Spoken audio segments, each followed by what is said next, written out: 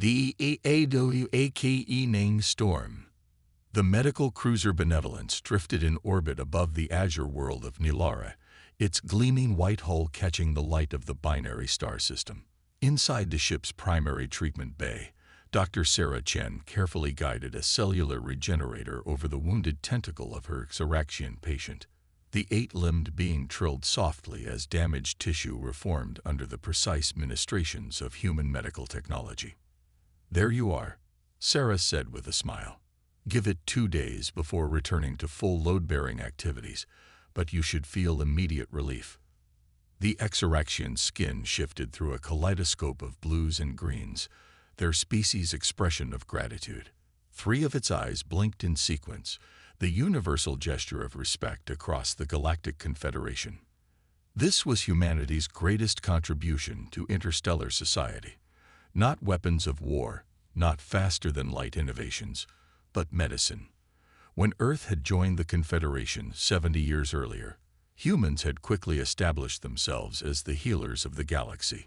Their immune systems, evolved through millennia of battling Earth's countless pathogens, gave them unique insights into medical science that other species found revolutionary. The Benevolence was one of 27 hospital ships that Earth had dispatched throughout Confederation space, each staffed with doctors, researchers, and medical technicians who treated any species without question or payment. Their only request: cooperation in advancing medical knowledge for all. Commander Elijah Okafor entered the treatment bay, his normally relaxed expression tightened with concern. "Dr. Chen, we need to talk." In Elijah's office, a secure quantum communication channel connected them to Admiral Kira Yamamoto of Earth's Defense Command. Her face appeared grave on the holographic display. "The Mercy was destroyed 3 hours ago," she said without preamble. "The Compassion and Hippocrates are not responding to hails." Sarah felt her blood turn cold. Destroyed? By whom? The Drachnari Empire. They've released a statement declaring human medical intervention a corruption of natural selection and branded us evolutionary contaminants. The Drachnari, a species of silicoid life forms from the galactic rim, had always maintained minimal contact with the Confederation. Their biology, based on crystalline rather than carbon structures, made interaction challenging. But to attack medical ships, casualties, Elijah asked quietly. The Mercy was hit without warning. All hands lost -412 medical personnel, 89 patients. Sarah steadied herself against the wall. Dr. Michaela Jackson had been serving on the Mercy, her mentor and the pioneer of cross-species neural regeneration. "The Confederation Security Council is in emergency session," Admiral Yamamoto continued, "but the Drachnari don't recognize Confederation authority. We've recalled all medical ships to safe harbors, but the Benevolence is too far out. You'll need to complete essential treatments and make your way to the nearest Earth outpost at Proxima Station." After the communication ended, Sarah stared out the viewport at the distant stars. "We have over 130 patients on board. We can't just abandon them." Elijah nodded grimly. "We'll finish critical treatments and evacuate the rest to Nilara's surface, but we need to move quickly." As they implemented evacuation protocols, the ship's proximity sensors blared to life. 2 Drachnari vessels had appeared at the edge of the system, their crystalline hulls refracting starlight in haunting patterns. "They found us," Elijah said, his voice steady despite the fear evident in his eyes. The Benevolence, true to its humanitarian mission, carried no weapons. Their only option was to flee. But the Drachnari ships, built for pursuit, closed the distance rapidly. The first impact rocked the ship. Emergency alarms wailed as a section of the medical bay decompressed before emergency force fields activated. Sarah watched in horror as a nurse and patient were pulled toward the breach before the safety systems engage. "All hands, prepare for emergency jump," Elijah ordered over the comms. "Engineering, give us everything you've got." As the Benevolence struggled to escape, Sarah looked at the frightened patients and staff around her. These were healers, not soldiers. They had come to this distant world to save lives, not fight a war. The second blast hit the engine section. The lights flickered and died, replaced by the dull red glow of emergency lighting. In the darkness of space, the Drachnari ships closed in for the kill. Back on Earth, as news of the attack spread, something changed in the human psyche. For the first time since joining the Galactic Confederation, humanity's collective grief transformed into cold, terrible resolve. In the central chamber of Earth's Confederation Embassy in Geneva, Admiral Yamamoto stood before the Emergency Council, her weathered face illuminated by holographic displays, showing the last transmissions from the medical ships. 7 of our medical vessels confirmed destroyed. 3 more missing, presumed lost, she reported. Casualty estimates exceed 3,800 personnel and patients. President Omar Bakri gripped the edge of the table. The Drachnari ambassador, recalled to their territory. Before leaving, they transmitted a message stating that human medical practices represent biological warfare against the natural order of evolution. Dr. Nadia Singh, head of Earth's Medical Council, stood abruptly. Those ships carried the best minds in medicine. Dr. Jackson alone had saved millions of lives across 23 species. Bakri nodded solemnly. And the Confederation's response? Condemnation, but little else, Yamamoto replied. Several member species are dependent on Drachnari mineral exports. They're hesitant to take military action. The president surveyed the room. Then we stand alone. Not entirely, Yamamoto said. We've received communications from the Exaractions, the Volturi Collective, and the Centauri. Their people were being treated on our ships. They've offered support. For 70 years, humanity had integrated into galactic society as peaceful contributors. Their military power had been deliberately downplayed, with the Earth Defense Force existing primarily for peacekeeping and rescue operations. But that had been a choice, not a necessity. Activate the Lazarus Protocol, Bakri ordered. The room fell silent. The Lazarus Protocol had been created after first contact, but never implemented. A contingency plan to rapidly convert Earth's industrial capacity to military production. Mr. President, Chancellor Wu interjected, that will violate at least 7 Confederation treaties. The Drachnari violated those treaties first when they attacked medical ships. Bakri replied coldly. We joined the Confederation as healers, but we haven't forgotten how to be warriors.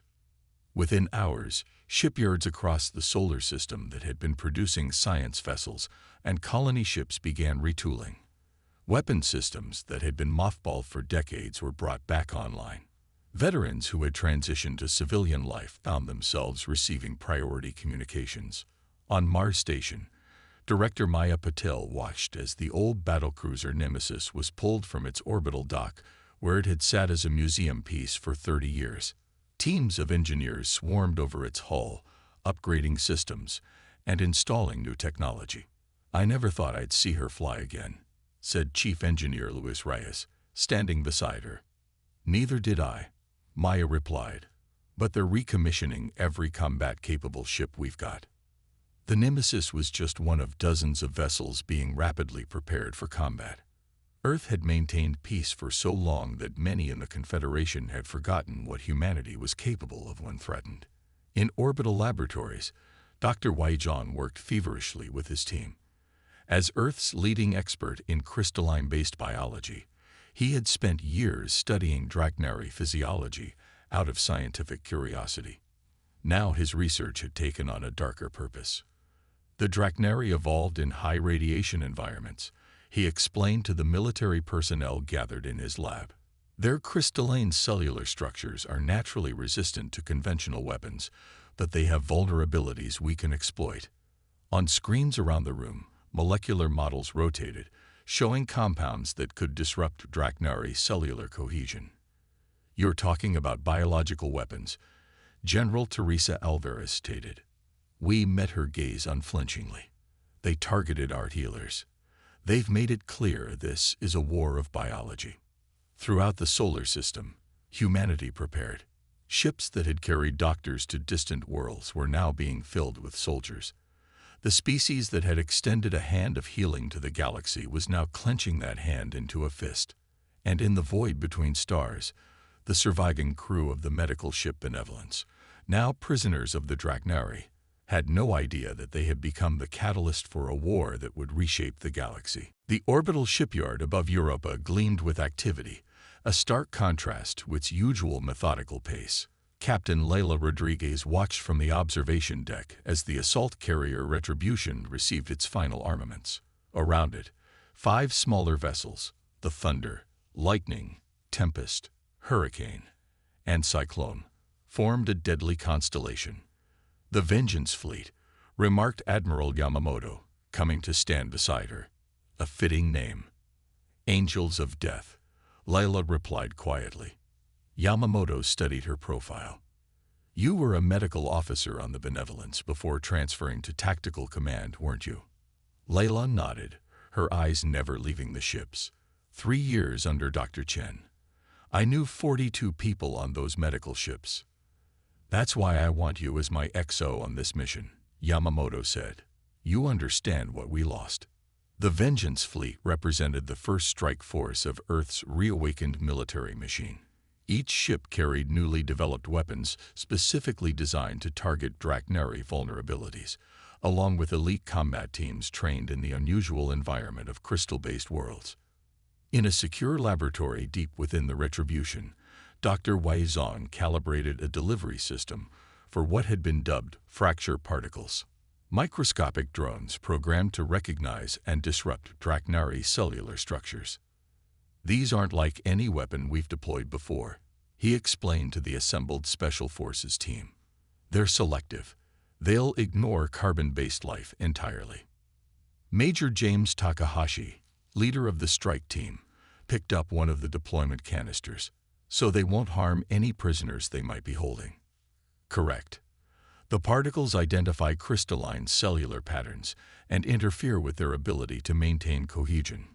To us, it would feel like a light mist. To the Drachnari, it's like having your cells forget how to hold together." The development of such weapons would have been unthinkable just weeks ago. Humanity had devoted its scientific resources to healing, not harm. But the attack on their medical ships had unleashed decades of suppressed military innovation.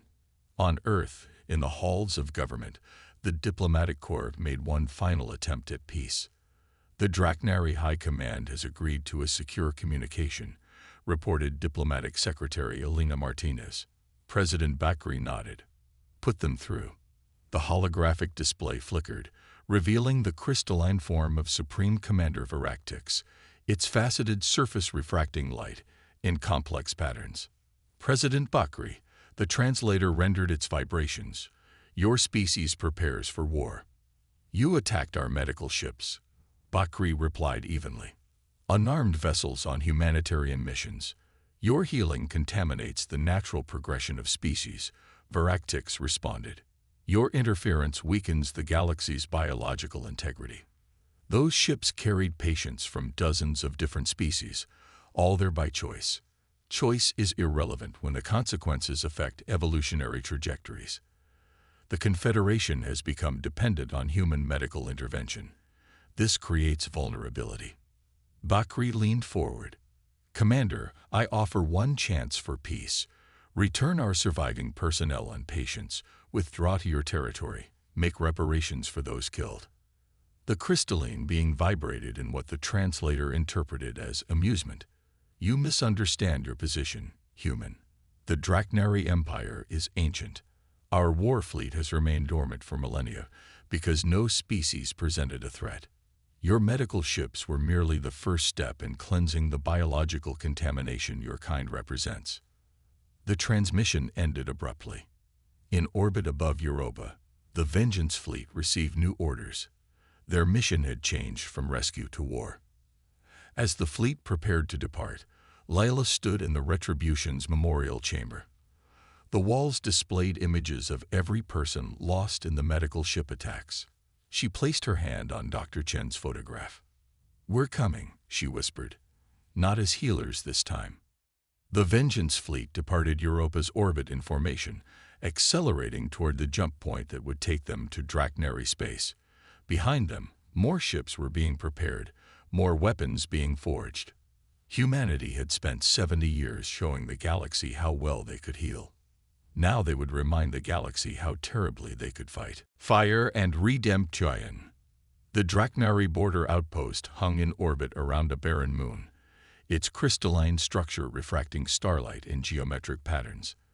For centuries, it had stood as a silent sentinel, rarely encountering other species in this remote sector. Today, that silence was shattered. The Vengeance fleet emerged from jump space with precision that spoke of extensive preparation. No warnings were issued, no demands made. The time for words had passed. All ships, weapons free, Admiral Yamamoto commanded from the Retribution's bridge. Execute Pattern Omega. Captain Rodriguez coordinated the attack from tactical. The Thunder and Lightning are engaging defensive platforms. Tempest is jamming their communications. Hurricane and Cyclone are moving to flank. The Drachnari responded with surprising sluggishness. They had grown complacent in their dominance, unused to being challenged. Their defensive systems, while powerful, were designed for large-scale engagements, not the rapid surgical strikes the human vessels executed. They expected us to fight like the Confederation, Yamamoto observed. Predictable, protocol-driven. They forgot where we came from, Layla replied. Before we were healers, we were survivors. On the Cyclone, Major Takahashi and his strike team prepared for boarding. Their armor, designed for the unique challenges of crystal-based environments, gleamed dully under the ready bay lights. Remember your training, Takahashi told his team. Their internal atmosphere is heavy with silicates. Visors down at all times. Their structures may appear solid, but can reconfigure rapidly. Trust your HUD mappings. The boarding vessels launched, streaking toward the outpost as the fleet's main guns systematically disabled the station's defensive capabilities. Inside the outpost, the Drachnari defenders moved with increasing urgency as they realized the humans weren't following conventional Confederation engagement protocols. There were no demands for surrender, no attempted negotiation, just precise, devastating strikes against critical systems.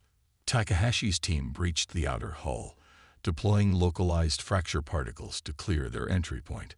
The effect on the nearby Drachnari was immediate and horrifying. Their crystalline bodies began to lose cohesion, fracturing into components before crumbling entirely. Central control should be 3 levels down, Takahashi reported as his team moved through the disintegrating defenders. Intel suggests they may be holding prisoners in a research section adjacent to it. The team's advance was methodical, their training evident in every movement. The outpost's internal configuration shifted around them as the surviving Drachnari attempted to seal off sections, but the humans' adaptive mapping technology kept pace. On the Retribution, Layla monitored the operation. "Sir, we're detecting unusual energy signatures from within the outpost. They may be attempting to destroy evidence." Yamamoto nodded grimly. "Or destroy prisoners. Direct the Tempest to deploy wide-spectrum jammers. Let's see if we can disrupt whatever they're planning." As Takahashi's team approached the research section, they encountered increasingly desperate resistance. The Drachnari were using their ability to manipulate their environment, causing walls to flow like liquid and floors to become unstable. "They're getting creative," Takahashi commented as his team adapted their approach. "Sergeant Kim, deploy the phase anchors."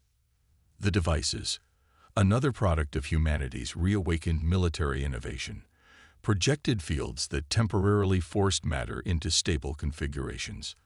The flowing structure of the outpost solidified around them. When they finally breached the research section, the humans froze at the sight that greeted them. Suspended in crystalline matrices were dozens of beings from various species, patients and medical staff from the captured ships. Their bodies were partially dissected, connected to Drachnari monitoring equipment. "They're studying them," the team's medical specialist whispered in horror. Vivisection. Among the prisoners, they found Dr. Sarah Chen from the Benevolence, still alive but weakened from the Drachnari's experiments. As the team worked to free the survivors, Takahashi accessed the research data. "Sir," he transmitted to the Retribution, "you need to see this. They weren't just attacking our medical ships. They'd been conducting biological experiments on multiple species for decades. The attack on our vessels was just the first step in a larger plan to purify the galaxy of what they consider biological contaminants." Admiral Yamamoto received the transmission with growing rage. "Get everyone you can out of there. We're done with surgical strikes." As the rescue operation concluded, the Vengeance fleet regrouped. The outpost, now emptied of prisoners, hung vulnerable in space. "All ships," Yamamoto ordered, "deploy fracture payloads. Full saturation." The outpost disintegrated as the particles did their work, breaking down the very molecular bonds that held the structure together. In the Retribution's medical bay, Lila sat beside Sarah Chen's recovery pod. "We found you," she said softly to her unconscious colleague, "and we're just getting started." The Vengeance fleet jumped out of the system, leaving behind only dust where the outpost had stood, the first statement in humanity's new language of war. The medical bay of the Retribution hummed with activity as Dr. Sarah Chen opened her eyes for the first time since her rescue. The soft blue lighting and gentle beeping of monitors were a stark contrast to the harsh conditions of her Drachnari captivity. "Welcome back," Lila said, leaning forward in her chair. "You're safe now." Sarah's voice was raspy from disuse. "The others. We rescued 53 survivors from the outpost, many from the Benevolence, some from the Mercy and Compassion." Tears welled in Sarah's eyes. So many more were lost. Over the next few days, as the Vengeance fleet pushed deeper into Drachnari territory, the survivors regained their strength and shared their experiences. Admiral Yamamoto called a conference with the senior medical staff to understand exactly what they were facing. They were methodical, Sarah explained, her hands still trembling slightly as she addressed the gathered officers. "At first, we thought they were simply opposed to our medical intervention, but it was much more complex than that." Dr. Victor Okonkwo, formerly chief researcher on the Compassion, continued where she left off. "The Drachnari believe that biological life, particularly carbon-based life, is inherently chaotic and unpredictable. They see our medical advancements as accelerating that chaos. Their own evolution took millions of years longer than most carbon-based species," added Dr. Lena Patel, a xenobiologist from the Mercy. "They evolved in extreme radiation environments that would kill most organic life. It gave them a sense of superiority." Sarah pulled up holographic images captured during her captivity. "They weren't just studying us. They were cataloging what they considered biological weaknesses in all Confederation species. They have been planning a galaxy-wide purge." The room fell silent as the implications sank in. "How long?" Yamamoto finally asked. "Based on their research stages, I'd estimate they were 3 to 5 years from launching a full-scale biological attack on the major Confederation worlds," Sarah replied. "Our medical ships were targeted first because we represented the greatest threat to their plan, our ability to adapt and counter biological agents." Layla studied the data. "So attacking our medical ships wasn't just ideology. It was strategy. Remove the doctors who could fight their bioweapons." "Precisely," Sarah confirmed. "And there's more.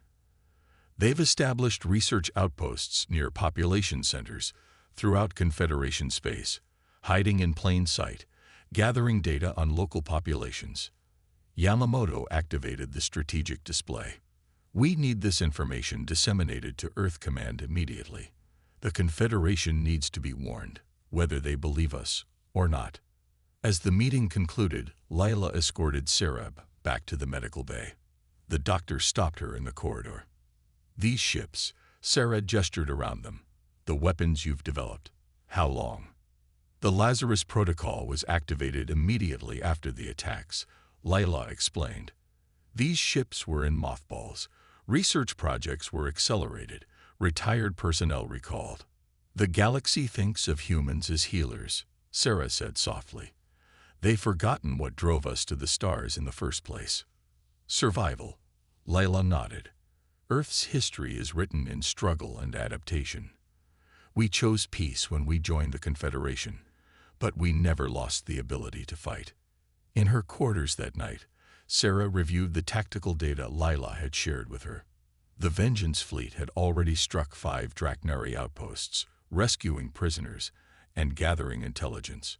Earth had launched 10 more battle groups, with allies contributing additional forces as the true nature of the Drachnari threat became clear.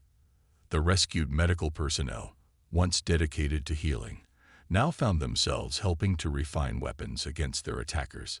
Sarah's knowledge of Drachnari physiology, gained through her captivity, proved invaluable in improving the fracture particle's efficacy.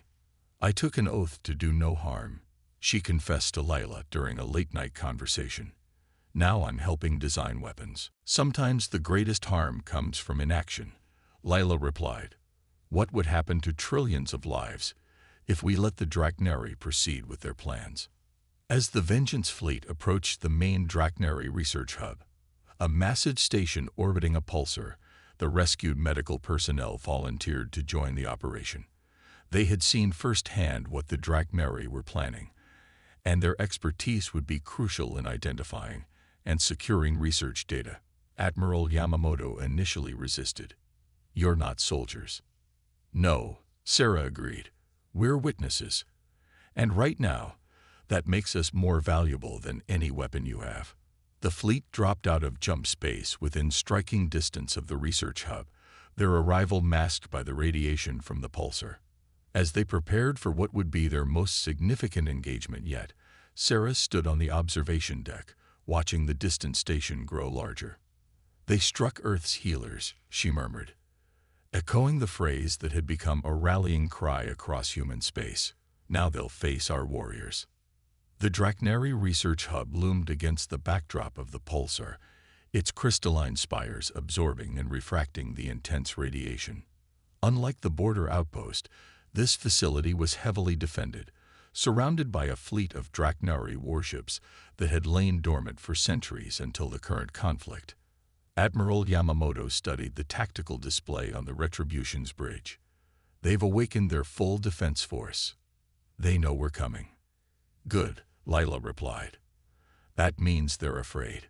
The plan was more complex than their previous engagements. While the Vengeance fleet would engage the Drachnari vessels directly, a stealth insertion team would infiltrate the research hub itself. Their objective: recover all data on the Drachnari bioweapon program and destroy their research capabilities. Major Takahashi's team had been expanded to include Dr. Sarah Chen and 3 other medical specialists, their expertise deemed essential for identifying critical research components. Remember, Takahashi briefed his team as they prepared to board the stealth insertion craft. Once inside, we'll have limited communication with the fleet. The radiation from the pulsar plus Drachnari jamming will isolate us. We operate on mission parameters until extraction. Sarah checked her specialized environmental suit one last time. Unlike the military personnel, she and the other medical staff weren't combat trained. Their presence on this mission emphasized the stakes involved. Fleet is engaging, the pilot announced as their craft detached from the Retribution's launch bay. We have our window. Outside, space erupted in coordinated violence as the Vengeance fleet executed a multi-vector attack on the Drachnari defense force. The human ships moved with a fluidity that confused the more rigid Drachnari formations, striking from unexpected angles and withdrawing before effective countermeasures could be deployed. The insertion craft slipped through the chaos, its advanced stealth systems making it virtually invisible against the background radiation of the pulsar. They approached the research hub from its shadow side, where the massive structure itself would shield them from observation. Breaching point identified, Takahashi announced as they maneuvered toward a maintenance access point. Prepare for rapid deployment. The team moved from their craft into the hub with practiced efficiency. Inside, the environment was even more alien than they had anticipated. The corridors seemed to pulse with energy, The very structure of the facility integrated with the crystalline biology of its creators. This way, Sarah indicated, following the readings on her specialized scanner. The main research chambers should be 3 levels down. As they penetrated deeper into the facility, they encountered surprisingly little resistance. The few Drachnari they did encounter were quickly neutralized with targeted fracture dispersals. "It's too easy," Takahashi muttered as they approached the central research area. "Where are the defenders?" The answer came as they breached the massive doors to the main laboratory. Inside was not just a research facility, but a vast chamber housing thousands of crystalline structures. Drachnari in a dormant state, absorbing radiation directly from specially aligned conduits connected to the pulsar. "It's a hatchery," Dr. Okonkwo whispered in awe. "They're breeding." Sarah's scanner revealed more disturbing details. These aren't just any Drachnari. They've been genetically modified. Their crystalline structure contains elements designed to be compatible with carbon-based biology. Takahashi connected the dots immediately. Infiltrators. They're creating Drachnari that can pass as other species. The true scope of the Drachnari plan became clear, not just a bioweapon attack, but a full infiltration of Confederation worlds, replacing key individuals with Drachnari duplicates. "We need to free them," Sarah insisted, moving toward the control interface. "Wait," Takahashi cautioned, scanning the systems. "Something's not right." Before he could elaborate, the chamber's massive doors sealed shut. The dormant Drachnari structures began to glow with increasing intensity. A voice resonated through the chamber, not spoken but vibrated through the crystalline structures themselves. The translation software in their suits rendered it in flat mechanical tones. "Humans, so predictable in your compassion. Your weakness brings you exactly where we intended." A larger Drachnari form emerged from the central core, its structure more complex than any they had encountered before. "I am Supreme Commander Veractix. You have been permitted to penetrate our defenses. Your fleet engages a defensive force designed to occupy them while we complete our work here." Sarah stared at the being in dawning horror. This was a trap. Indeed, Veractix confirmed. "Your rescue of the prisoners from our outposts was inconvenient, but it allowed us to analyze your new weapons technology. We have already adapted." As if to demonstrate, Veractix moved closer to Takahashi, who immediately deployed a fracture canister. The particles surrounded the crystalline being, but instead of causing its structure to disintegrate, they were absorbed, causing Veractix to glow more intensely. "Evolution is our specialty, humans. Did you think we would not evolve defenses against your attack?" Takahashi signaled his team to fall back toward the entrance, but the doors remained sealed. "Your vengeance fleet will be defeated," Veractix continued, "and you will provide the final biological samples we need to perfect our infiltrators." Sarah locked eyes with Takahashi, a silent communication passing between them. If they couldn't escape, they could still complete their mission. Takahashi nodded almost imperceptibly, then spoke to draw Veractix's attention. "You misunderstand humanity. We aren't just healers who learn to fight. We are fighters who learn to heal." As he spoke, Sarah and Dr. Okonkwo edged toward the central data core, preparing the specialized device they had brought. Not just to copy the Drachnari research, but, if necessary, to destroy it completely. But what neither the humans nor the Drachnari expected was the sudden movement from the holding matrices. The captive beings, sensing the confrontation, began to resist their containment. Years of Drachnari experimentation had not broken their will. It had strengthened it. A Xeraxian diplomat, his body partially crystallized from the experiments, broke free from his restraints. Others followed.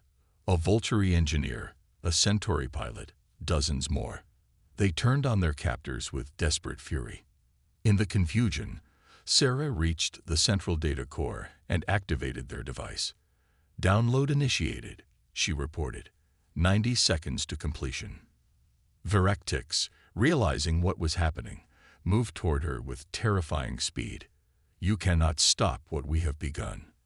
The galaxy will be purified. No, came a voice from the Retribution. Admiral Yamamoto had broken through the jamming. The galaxy will be healed. Outside, the battle had turned. The Vengeance fleet, joined by newly arrived allies, Shiraxian warships, Vulturi battle platforms, Centauri strike craft, had broken through the Drachnari defensive line. Inside the research hub, Takahashi's team fought alongside the freed prisoners, holding off the awakening Drachnari long enough for Sarah to complete the download. Data secured, she called out. Transmitting to the fleet, initiating purge sequence. The central core began to pulse with energy as the human device corrupted its systems. Around them, the facility started to destabilize. All teams, evacuate now, Yamamoto ordered. We're detecting a cascade failure in the hub's power core. As they fought their way back to the insertion craft, Sarah looked back at the chamber, at the Drachnari's grand design crumbling around them. You were wrong about us, she said to the raging form of Viractix. Our compassion isn't weakness, it's why we fight. The insertion craft escaped the research hub minutes before the facility imploded, collapsing into itself as its connection to the pulsar destabilized. The combined fleet moved to a safe distance, watching as the Drachnari center of operations was reduced to scattered debris. In the aftermath, as the wounded were treated and the rescued were reunited with their people, an unprecedented gathering took place aboard the Retribution. Representatives from 17 species, many who had never before aligned on military matters, met to discuss the threat that the Drachnari still posed. The data we recovered confirms their intentions, Sarah explained to the assembly. They plan to infiltrate every major government in the Confederation, then release tailored bioweapons against each species.